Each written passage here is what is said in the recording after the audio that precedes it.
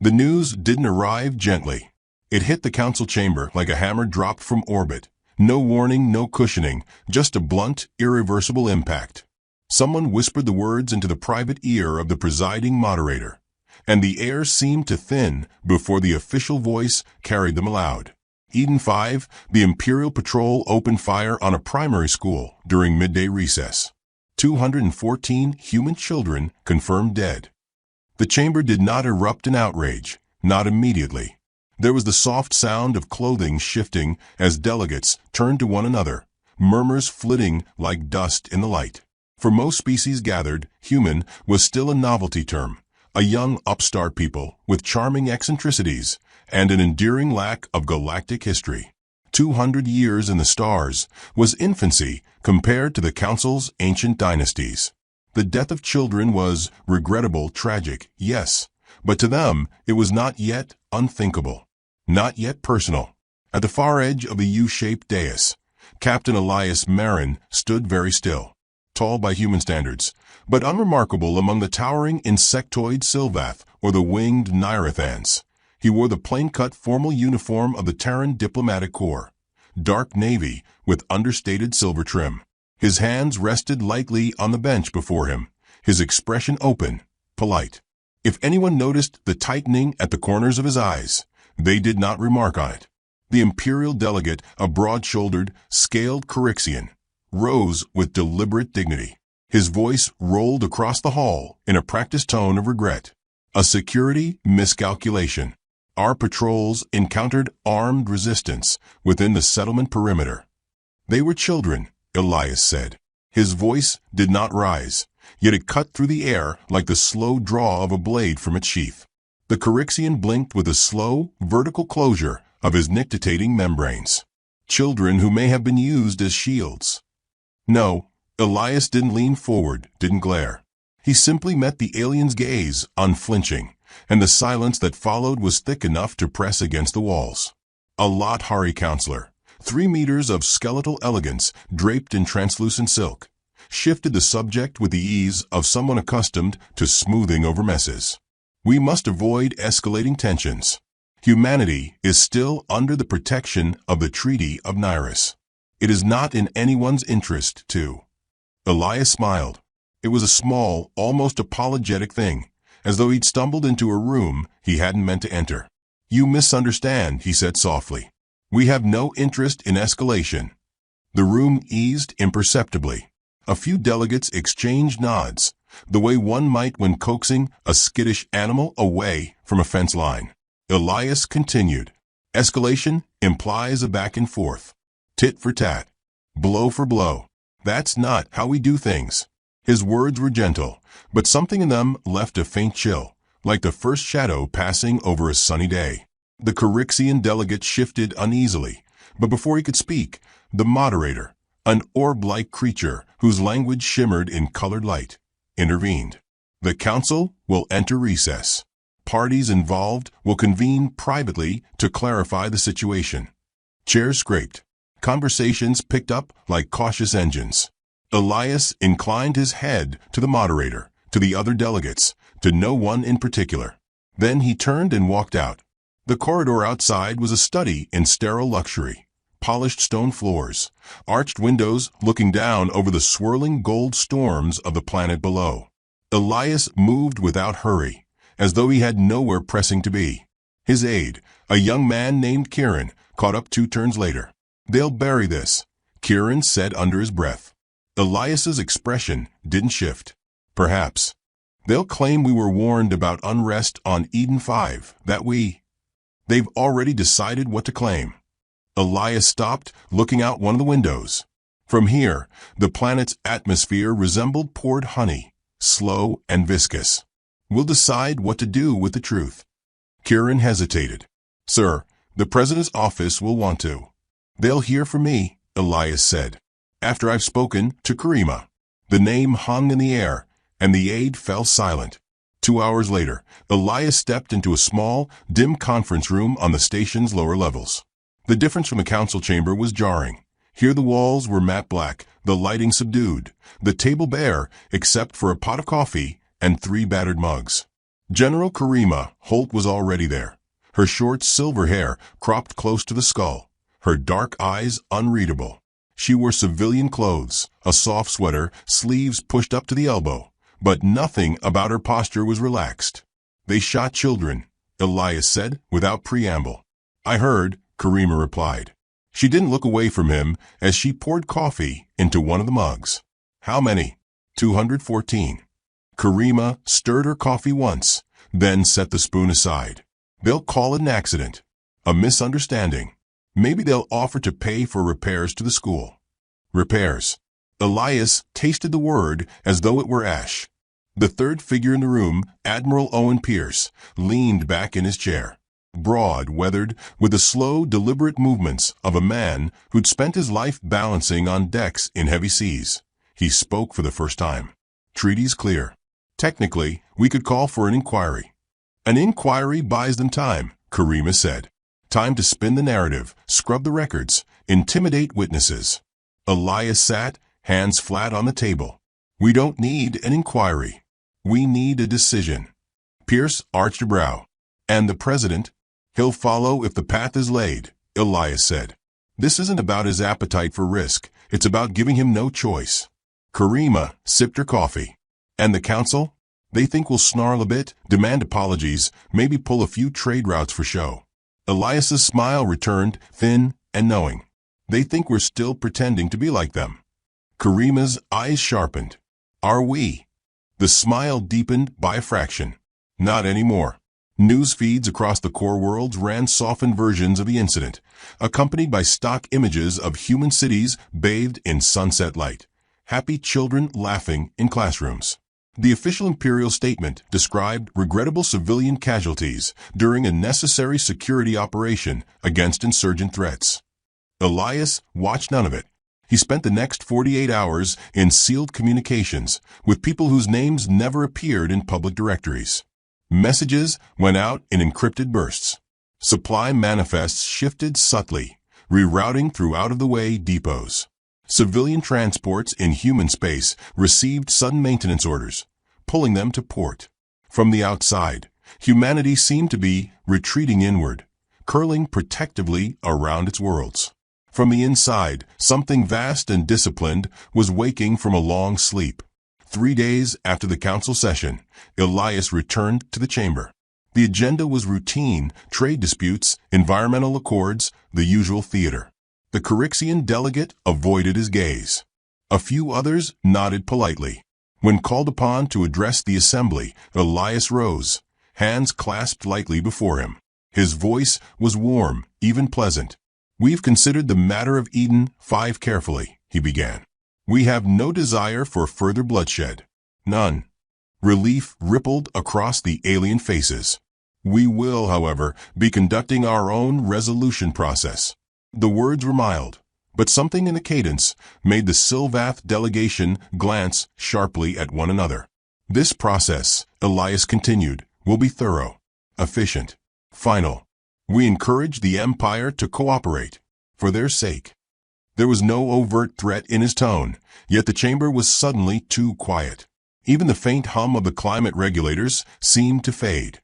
Elias inclined his head to the moderator. "Thank you for your attention." He sat, calm as a man waiting for a train that was already on its way. That evening, Karima received a single-line message from Elias. Tag Priority 1. "They've mistaken our patience for mercy." It was not a complaint. It was a diagnosis, and it was about to be corrected. The room was underground, windowless, built of reinforced basalt quarried from Luna's southern craters. Its walls drank sound. The only light came from a series of low fixtures above the long oval table, each beam casting a tight circle onto the faces seated there. Elias Marin arrived without ceremony, setting his datapad down before taking a seat. General Karima Holt was already present, her sweater traded for a fitted black service jacket that carried no insignia. Her authority needed none. Admiral Owen Pierce sat at the far end, a mug of something that smelled like burned cinnamon in front of him, steam curling in the chill air. The moment Elias sat, Karima spoke. "Outer colonies are locked down. Civilian movement is down 70%. most of it just home to supply runs. We've pulled shipping manifests from the open channels. The Empire doesn't have a clean red on anything leaving our borders. Pierce gave a slow nod, a sailor's nod, acknowledgement without celebration. Fleet's been running training drills at the edges of Imperial space. Old hulls, outdated drives. We're letting their spotters see them. Elias leaned back, hands loose in his lap. Let them think we've got nothing sharper. Karima's eyes flicked to him. They already think that. Question is how long we let the illusion live. There was a pause, and in it, the air seemed to grow denser. Elias broke it with the tone of a man discussing weather patterns. Not long. They killed children. You can't walk that back. Not with a treaty, not with money, not with time. The words settled over the table. Karima did not look away. Pierce, for all his gruffness, glanced down at his mug as though it might contain an answer. The door slid open, and 3 more figures entered.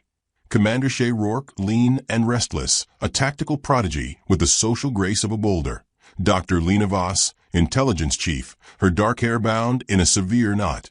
And Minister Holland Croy, the closest thing the Terran Coalition had to a political artist. Together, they made the table feel full, though no one raised their voice above a conversational murmur. Lena laid a file on the table. Intercepted Imperial chatter. They've classified Eden 5 as a closed incident. Their internal investigation's a sham. They've already cleared the officers involved. Karima's jaw set. They're counting on us to snarl for a few months and move on. Croy folded his hands. We could leverage this. Play to the Council's sympathy, push for sanctions. No, Elias's voice was almost gentle, but it cut across the table. No speeches. No petitions. No half measures that make the Empire think they've paid a price. Shea's mouth quirked, the faintest shadow of a grin. So we're doing it the old way. Elias met his eyes. We're doing it the final way. They spoke then of logistics, each word carrying more weight than the volume suggested. Routes were identified, not for trade, but for the movement of munitions, hidden inside containers marked as agricultural supplies. Orbital stations were quietly emptied of civilians under the guise of safety inspections. Shipyards in the belt received new orders for retrofit projects that would, in a matter of weeks, turn cargo haulers into armored troop carriers. To any outside observer, humanity was simply closing ranks, tending its wounded pride. Inside, they were sharpening every blade they owned. The alien envoys noticed, of course. The first to come was a delegation from the Red Hari Commonwealth, tall, pale, long-necked beings with eyes like shallow seas. They met Elias in a polished conference room high above Earth's surface, its windows framing the curve of the planet. "We understand your grief," said their lead delegate, the words drawn out in the referee's slow cadence.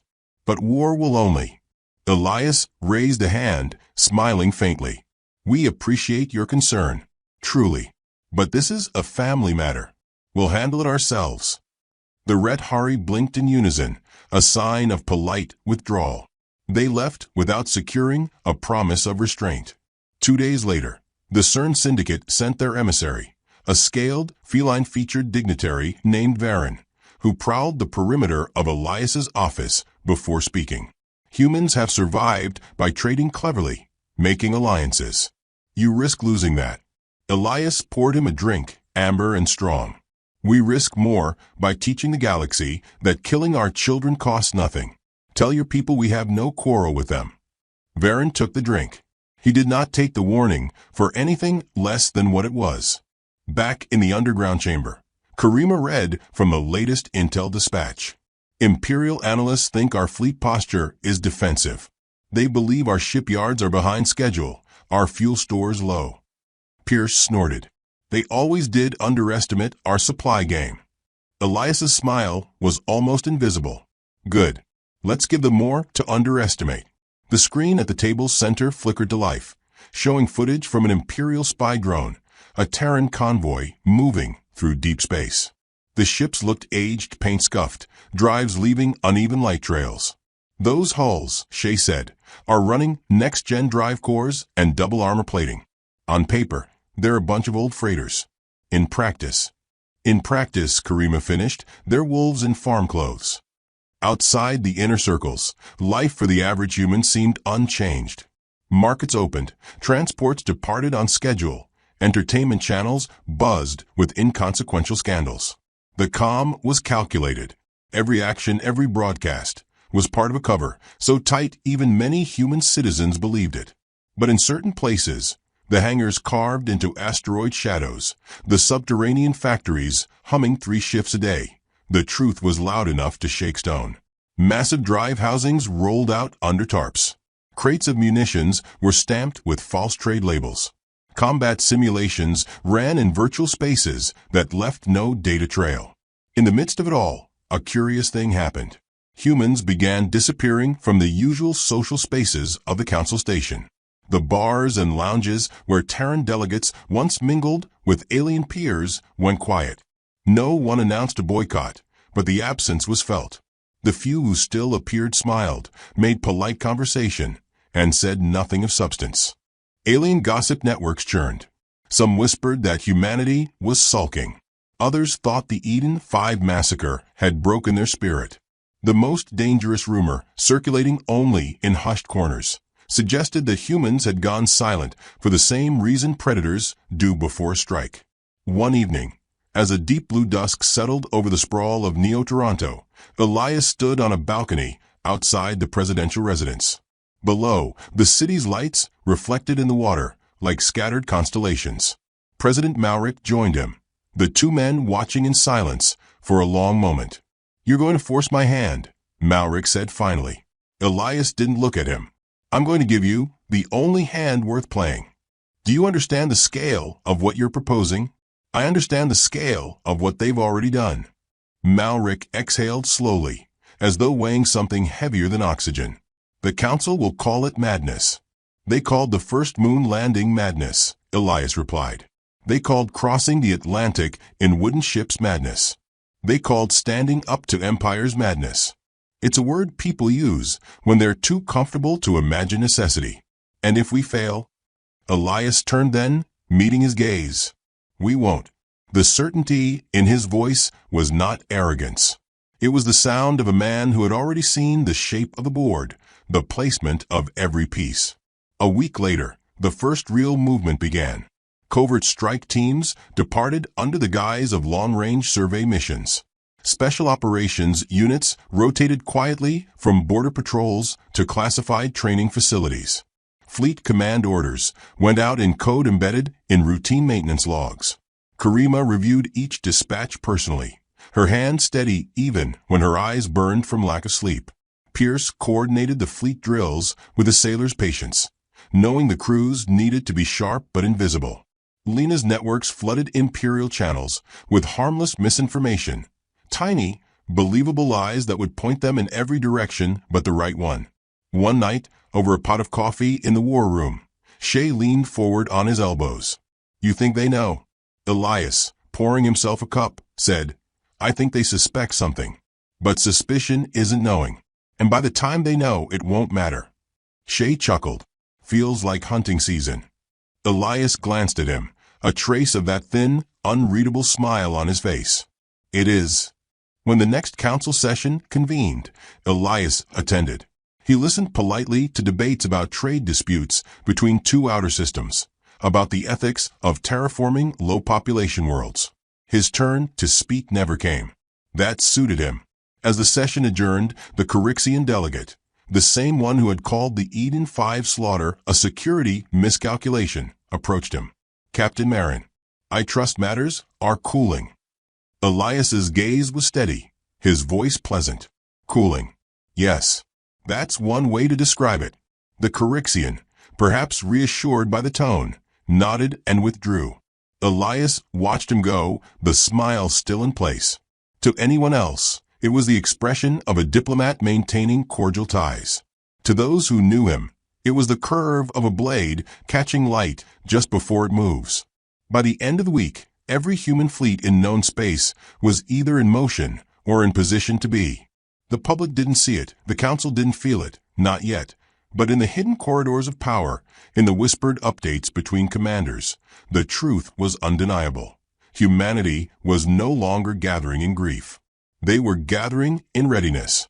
And somewhere in the dark between stars, the wolves were already moving toward the scent. The message to the Imperial High Seat went out in the smallest hours of the Terran night. It was written in plain language, devoid of embellishment, a single page transmitted through every official and back-channel line humanity possessed. We request the surrender of all officers responsible for the Eden 5 massacre within 24 hours. This is not a threat. It is an opportunity. There was no signature, no title, only Terran coalition. By sunrise in Geneva, the reply was already public, a hollow broadcast from the Imperial Ministry of Defense, showing a Carixian general in ceremonial armor. His voice was thick with scorn. We do not yield to the demands of lesser species. Humanity will learn its place. The feed cut to footage of Imperial Marines laughing in a barracks. One held up a child's toy, bright plastic, spattered with dirt, and tossed it to another, who crushed it casually in his clawed fist. In the underground war room, no one spoke as the clip played. When it ended, Elias reached forward, paused the feed, and stared at the frozen frame of the Marines mid-laughter. His voice was quiet. Archive that. Every copy, every angle. Karima's expression was carved from granite. 24 hours. 24, Elias confirmed. Pierce leaned back, the leather of his chair creaking. And then, Elias said, we stopped pretending. The clock began to tick. At the 6-hour mark, Imperial comms across 3 sectors began to experience technical anomalies. Starship navigation AIs reported contradictory coordinates. Shuttles found themselves redirected to empty space. Orbital defense grids began cycling their own targeting sensors without authorization. By the 10th hour, Imperial diplomats were demanding explanations in the council chamber. Elias listened from the gallery, the picture of polite detachment. Solar flare interference, he suggested mildly when addressed directly. Terrible timing. No one believed him, but no one could prove otherwise. At the 15th hour, entire Imperial fleet movements vanished from their own tracking systems. Ships drifted in the dark, powerless, their crews locked out of command functions, as every console began to play a human lullaby, slow, sweet, unyielding. Somewhere in the Empire's core sectors, an old nursery rhyme began to echo across encrypted military channels, the words translated into dozens of tongues. It had no malice in its tone, only the infuriating softness of a voice that knew exactly what it was doing. By the 20th hour, Imperial analysts were in chaos. They still thought they were facing sabotage. None of them had yet realized that the sabotage was already complete. The 24th hour came and went without an Imperial surrender. In the silence after the deadline, humanity's first strike fell. It began not with orbital bombardments, but with boarding actions. Human Marines, dressed in matte black combat skins that seemed to drink in the light, descended on an Imperial dreadnought patrolling the far edge of Sector Rho 11. The ship's mass alone was enough to anchor a small moon. Its crew outnumbered the boarding force 12-1. It was over in 11 minutes. When the dreadnought's captain was dragged into the command hall, still breathing, he found Elias Marin waiting for him, not in battle armor, but in a tailored diplomatic coat, hands clasped behind his back. How? The captain demanded, breath ragged. Elias's smile was almost kind. We've been practicing for 2,000 years. The dreadnought was seized intact, its systems gutted for intel before the crew even realized they were prisoners. The boarding footage was leaked deliberately into the same Imperial networks that had laughed at Eden 5. The effect was immediate. Laughter turned to silence. The Empire's first counterstroke came fast, an armada sweeping toward what they believed to be a vulnerable Terran outpost near the Myrith Belt. Their scouts reported outdated defense platforms, minimal garrison. They never reached firing range. Hidden among the asteroid shadows were Terran destroyers with stealth profiles, so fine they could slide past deep space sensors undetected. They emerged in silence, fired in synchronized bursts, and vanished back into the dark. By the time the Imperial flagship registered the attack, Half its escorts were already debris. From the Empire's perspective, it was as though the humans were fighting with ghosts. The Council could no longer pretend neutrality. Delegates filled the chamber, voices layered in panic, protest, and stunned fascination. Some demanded a ceasefire.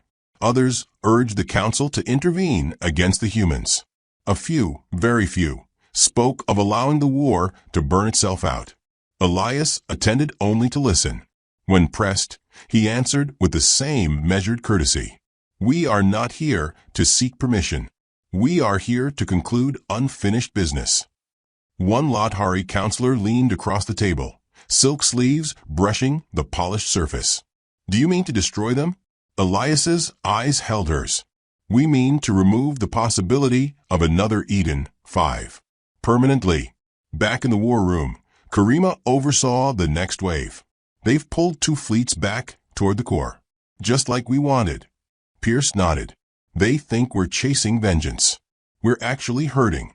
Shay grinned wolfishly from his seat at the far console. "They'll figure it out." Elias poured himself coffee, unhurried. "By then they'll be standing exactly where we want them." The war spilled into open channels, every faction watching.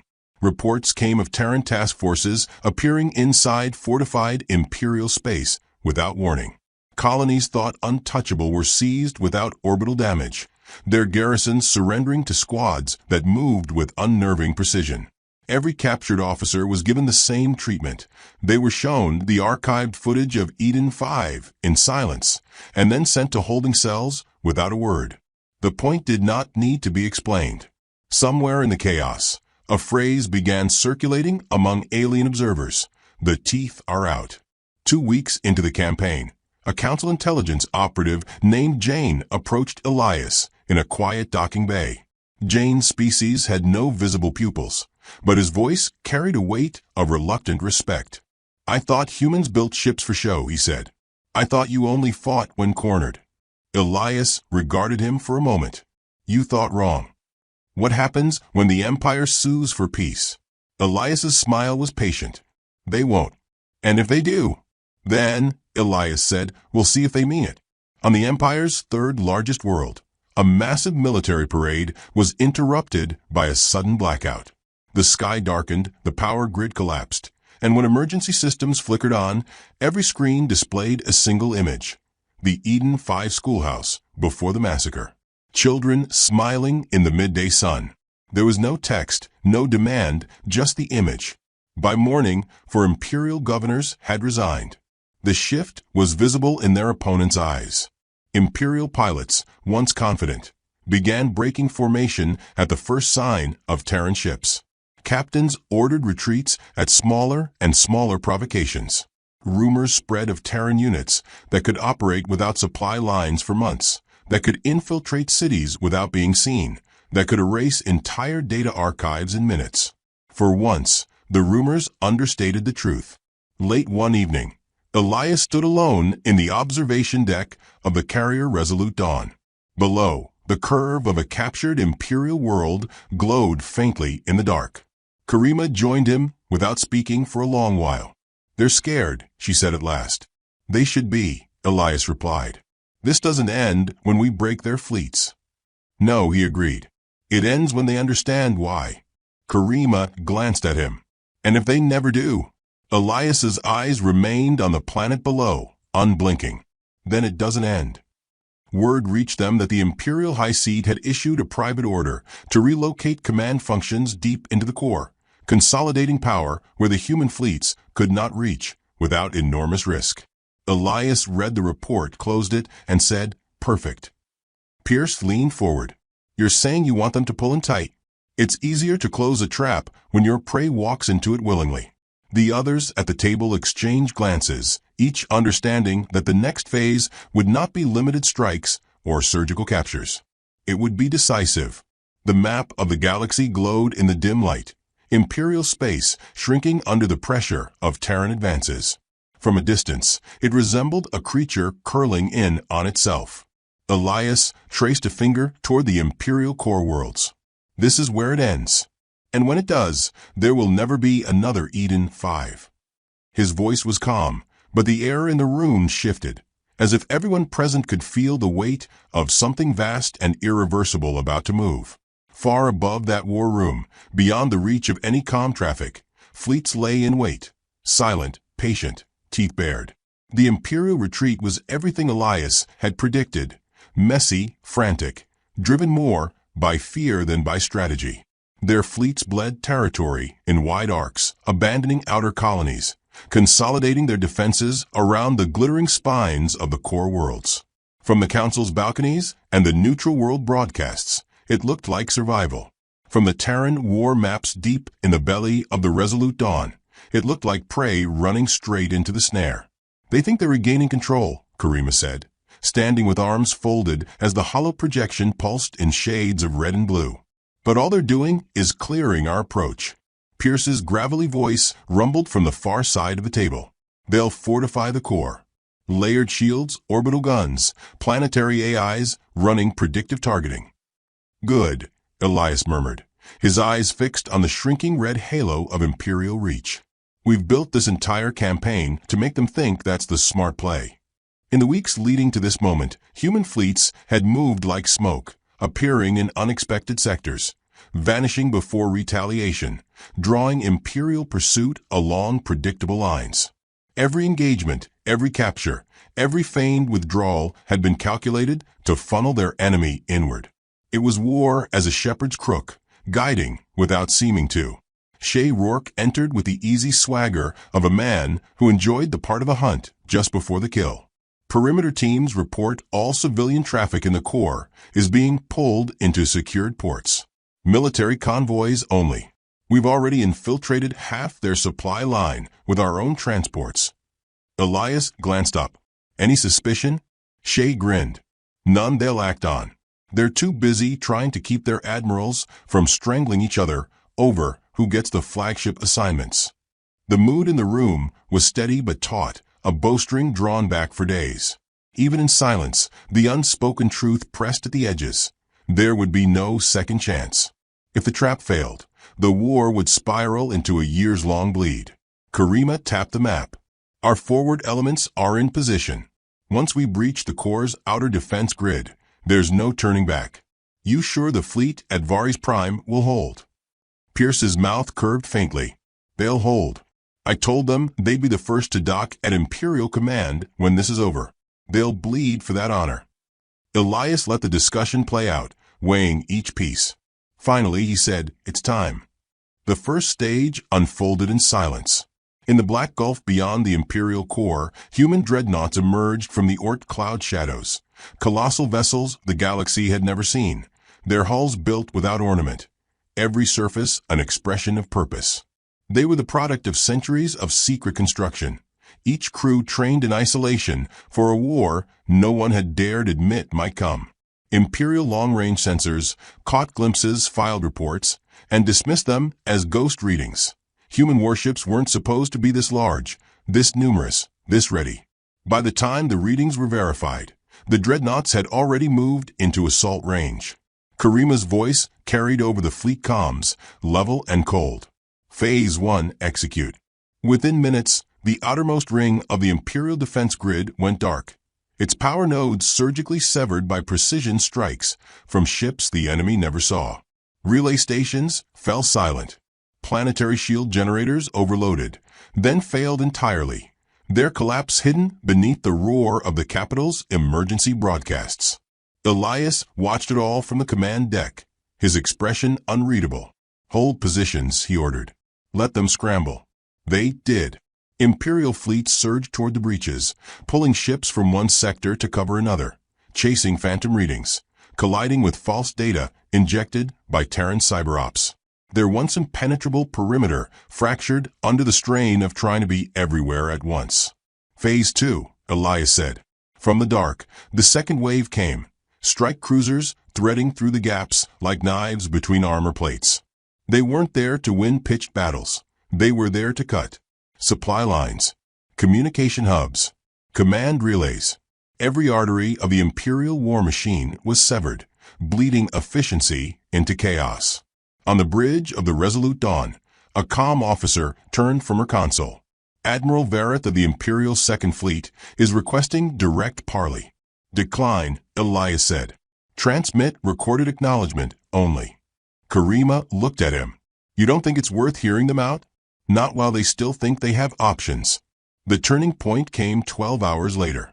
With the outer grid in shambles, Imperial Command drew its last reserves inward, forming a wall of warships around the homeworlds.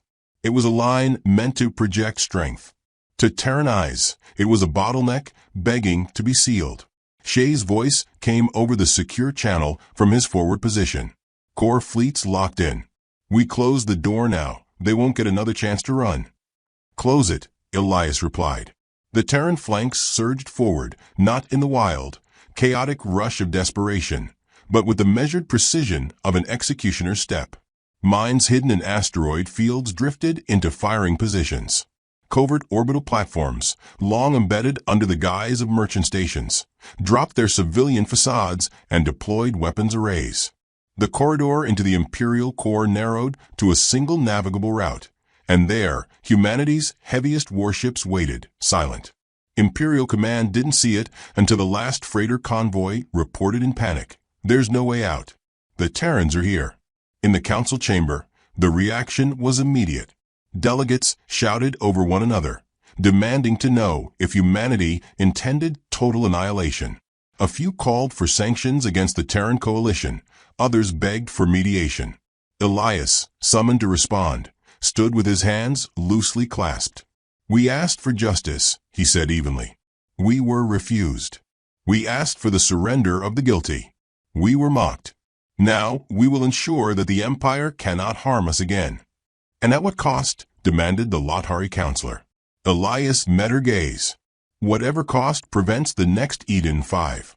He left before they could vote on any resolution. Back in the war room, the final briefings were underway. Karima's tone was all steel. Once we breach, we take their command intact if possible. Kill as few as necessary to hold the site. Every officer captured alive is a message. This isn't slaughter, it's removal. Pierce nodded. Fleet is primed. They'll move on your word. Elias looked from face to face, memorizing them. The ones who had planned, waited, and bled in silence. Begin final approach. The order rippled outward. Engines flared in the dark. On Imperial long-range sensors, the encircling Terran fleets finally resolved into unmistakable signatures. There was no subtlety left, no room for misinterpretation. The trap was visible now, but too late to escape. Karima watched the enemy movements with a predator's calm. They're panicking. Elias's voice was soft, almost gentle. Let them. The first salvos lit the void, the black between worlds flashing with streaks of white and gold. Imperial ships fought with desperation, but their formations crumbled under precision strikes that seemed to anticipate every move before it was made. Terran fire didn't waste itself on heavy armor. It targeted engines, comms, and weapons arrays, leaving vast vessels drifting helplessly. On the resolute dawn, the comm board lit with incoming surrender requests. Elias ignored them. We take command first. Then we decide who gets to surrender. Pierce's fleet drove straight through the central axis, breaking the Imperial line in under an hour. By the time the second wave entered, the defenders were already folding inward, retreating toward their homeworld's last shielded citadel. Karima gave the final ground directive. Secure their command spire. Minimal collateral. Dropships launched in tight formation, vanishing into the planet's upper atmosphere. Elias stood at the observation deck, watching the planet swell beneath them, its oceans glittering in the light of its twin suns. He thought of Eden 5, not of the smoke and the blood, but of the photographs taken before, the laughter and the bright paint on the school's outer walls. The memory was not sentimental. It was fuel. On the comm, Karima's voice came, clear and steady. Command spire secured. Resistance minimal. They didn't think we'd get this far.